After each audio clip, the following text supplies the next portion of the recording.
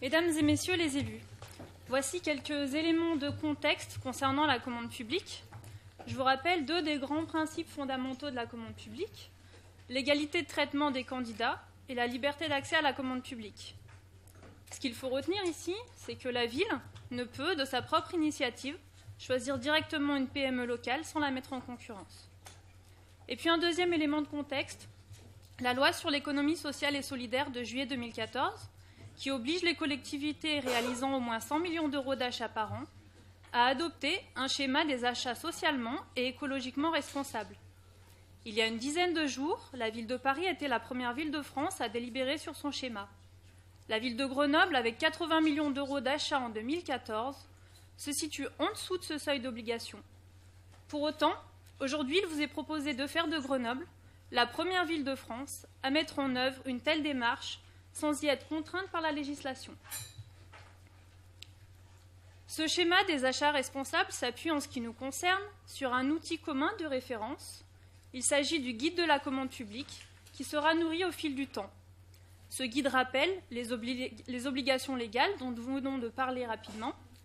Il décrit la politique d'achat et les outils juridiques à son service.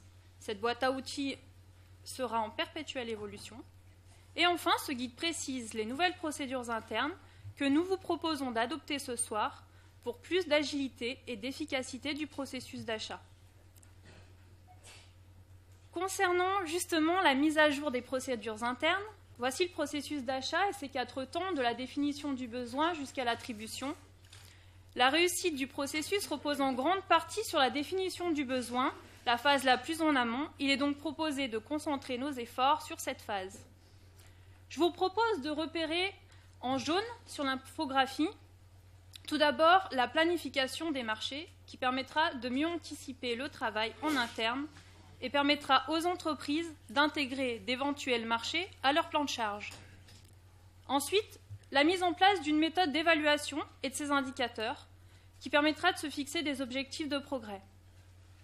Plus tard dans le processus, il est proposé d'étendre les compétences de la commission d'appel d'offres afin qu'elle puisse systématiquement rendre un avis sur tous les marchés à partir de 90 000 euros d'achat, ce qui représente la moitié des marchés de la ville en valeur. Enfin, ces nouvelles procédures permettront un gain de temps, représenté par les 2 petites cloches, un gain de temps pour les services de la ville, comme pour les entreprises candidates au marché. Sur un délai moyen de 12 à 24 semaines hier, demain, nous gagnerons 1 à 4 semaines suivant la procédure en cours. Et maintenant, le cœur du schéma de la commande publique responsable, la politique d'achat. Elle s'appuie sur 3 grands objectifs, chacun décliné en 2 axes. La promotion de l'emploi et de l'insertion, avec un premier axe, rendre opérationnelles les dispositions du Code favorisant l'insertion. Notre but sera d'augmenter le nombre d'heures d'insertion réalisées grâce au marché de la ville, en faveur, par exemple, des demandeurs d'emploi de longue durée ou des jeunes de moins de 26 ans en grande difficulté. Axe 2, œuvrer contre les discriminations. Il s'agira ici de systématiser les critères de performance sociale afin d'encourager les entreprises à développer une démarche HQSE, hygiène, qualité, sécurité, environnement. Notre deuxième objectif, la protection de l'environnement et de la santé avec un premier axe qui est de promouvoir les clauses et critères environnementaux. Il s'agira par exemple d'utiliser les bons critères garantissant dans nos cantines des denrées alimentaires bio, locales ou de saison. Axe 2, développer l'approche cycle de vie du produit. Cette approche permettra de contribuer à la structuration de l'économie circulaire, comme lorsqu'on achète du papier recyclé, et permettra de contribuer au développement de l'économie de la fonctionnalité, comme lorsque l'on a recours à l'autopartage. Et puis notre dernier objectif, un accès facilité à la commande publique pour les acteurs économiques du territoire. Premier axe, développer l'interconnaissance des partenaires. Un exemple, réaliser un sourcing de l'offre permettra de mieux connaître les savoir-faire locaux et de réaliser une veille des techniques innovantes. Axe 2, l'accès à la commande publique des petites entreprises, qui sera permis, entre autres, en travaillant un allotissement au plus juste ou en diminuant les délais de réponse aux entreprises. Et puis pour terminer, un exemple général.